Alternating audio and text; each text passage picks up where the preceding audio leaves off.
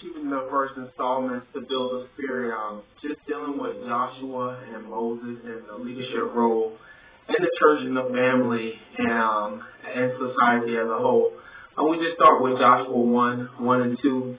It says, after the death of Moses, the servant of the Lord said to Joshua, son of Nun, Moses, my servant, is dead.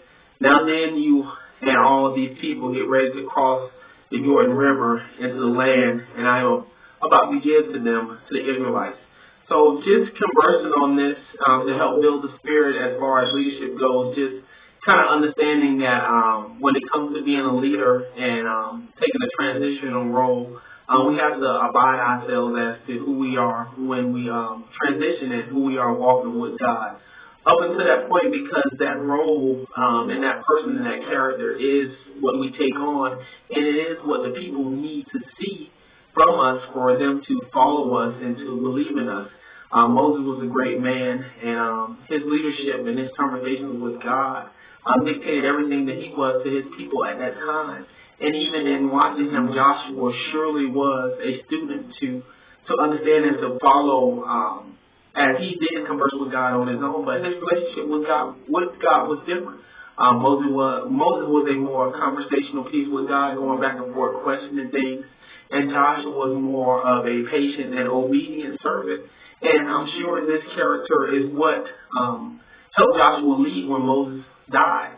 Being patient and being understanding is what a people would look for in a new leader. If Moses was to die, the people wouldn't have a lot of room to question Joshua.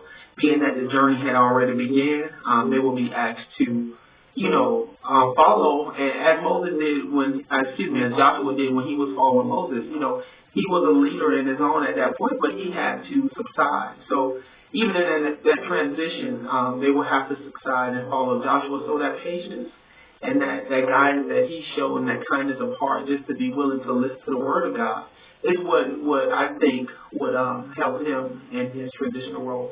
Just being in society today, we all understand that as we face change, we must form ourselves as leaders, and sometimes we must form ourselves as followers.